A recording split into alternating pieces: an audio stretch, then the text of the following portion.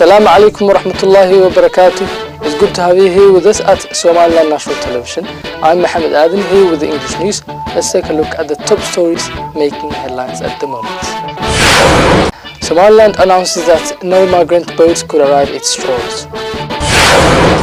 US-led airstrikes and Iraqi militias target ISIL near Ramadi.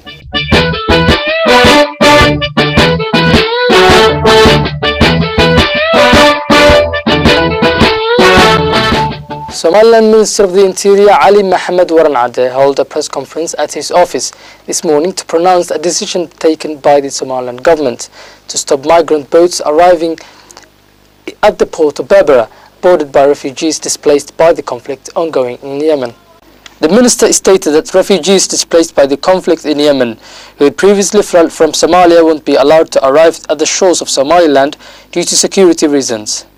Ali Mohammed Waranade, briefing the press following a UN statement that had warned the threat that increasing number of refugees from Yemen could pose to the security of the Horn of Africa region, said his government aims to inform the international community that it could no longer welcome refugees of Somalia origin due to lack of support from the relief agencies. The Somaliland Interior Minister highlighted that the Somaliland government has been welcoming refugees fleeing from the conflict in Yemen, and that its efforts alone could not help relieve the hunger and hardships that refugees are facing following their arrival in Somaliland. However, the Somaliland government reaffirmed its commitment and readiness to supporting refugees who previously came facing difficulties due to insufficient support and assistance from international relief organizations. Vice President of Somaliland Abdurrahman Abdullah Ismail Sayli'i, speaking at the resumption of a conference with opposition parties, stated that they have discussed issues of great significance to resolve tensions and foster an environment of which all political parties could cooperate on the common good of the country. Following hours of debate and discussion, the conference has been postponed until Monday so that all sides could have time to deliberate with their parties. In attendance at the conference were officials of the three political parties of Somaliland, chaired by the Vice President of Somaliland Abdurrahman Abdullah Sayli'i, and have been discussed regarding the issues of significance to resolve tensions between political parties following the House of Elders announcement to extend government's term in power. Today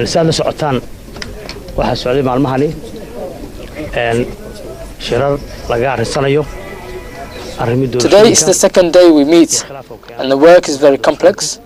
There has not yet been no decision taken, and we've made another appointment for Monday. As you all know, talks take time, and we need time to make sure fruitful results could come out, which are all in the interest of the country. The Somaliland government had previously called upon opposition parties to come to the table of mediation to convey criticisms each other in a fruitful and constructive means. Minister of Environment and Rural Development Shukri Haji Ismail Bandare has returned home from a working visit to the overseas countries and received a warm reception at Egal International Airport. Minister of Environment and Rural Development Shukri Haji Ismail Bandare has returned home from a working visit to the overseas countries and received a warm welcome from the ministerial officials at Egal Airport. The minister, speaking at Egal International Airport, discussed her working visit to the overseas countries to attend May 18th ceremonies with the Somaliland nationals leaving abroad. Shukri Haji Ismail Bandare stated that she had been welcomed in Germany and Sweden, where the minister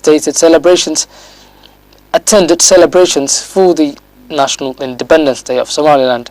Shukri Bandare has also expressed thanks to all Somaliland citizens living abroad, and particularly those who are residing in Germany and Sweden, for their warm welcome. The Director General of the Ministry of Environment and Rural Development praised the minister for her efforts in encouraging Somaliland's development, particularly those at curtailing illegal activities degrading the environment.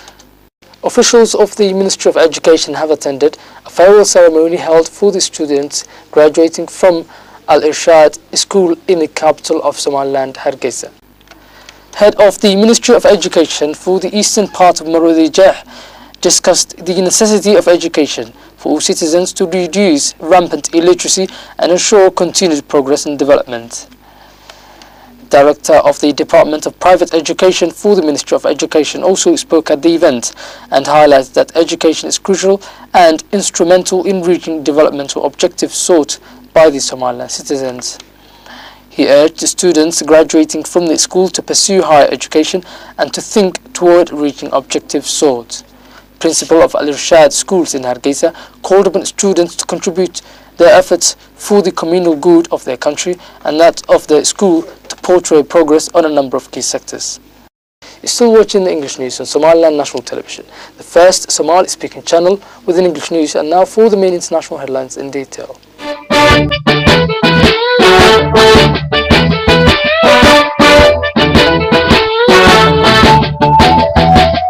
The US military says coalition forces have staged 22 airstrikes on self-proclaimed Islamic State targets on Friday. The strikes included 4 near Ramadi, the Iraqi city taken by ISIL early this month. A fight back against the Sunni jihadists has been launched, involving an offensive taken by 2,000 to 3,000 mostly Shiite pro-government militias east of Ramadi. A leading Sunni Iraqi figure has called for a bridge he claims was closed by the authorities to be reopened to allow displaced people to reach Baghdad. The past few days have been tens of thousands flee Ramadi and the violence in Anbar province. There have been fears that militants might be hidden in the crowds, but the government waived restrictions and granted them entry on the condition that each family should have a sponsor. Some said they had no belongings and had to sleep outside. Following ISIL's seizure of Palmyra in Syria, the UN Security Council said it was particularly worried about the fate of women and children in the city, given the jihadists' record of abduction and exploitation. The extremists are said to have planted the black flag on the roof of the citadel, which dominates the city, compounding fears that the site's historical ruins may be destroyed. The United Nations refugee chief said on Saturday the growing humanitarian crisis in Syria and Iraq were leaving aid agencies struggling to deliver vital supplies. Antonio Guterres spoke on the sidelines of a World Economic Forum event in Jordan. I think that there's no perfect conscience in the world of drama we're facing. We've now almost 4 million Syrian refugees, but if you take Syria and Iraq altogether, the number of displaced people is almost 15 million people, and many of those displaced live in absolute misery, said the former Portuguese Prime Minister. Camps like Zaatari in Jordan, which were meant to be short-term solutions, are turning into permanent homes for those fleeing fighting. One refugee, Abu Isa, explained, "Our main problems are electricity and water. God bless them, electricity has been out for 5 or 6 months. There are sandstorms and some people have asthma from the very dusty climate. People's lives are in danger." And that's all from us for now, but you can get updated throughout the day by going into our website, somalilandntv.com. We'll be back at the same time tomorrow. Until then, have a great time.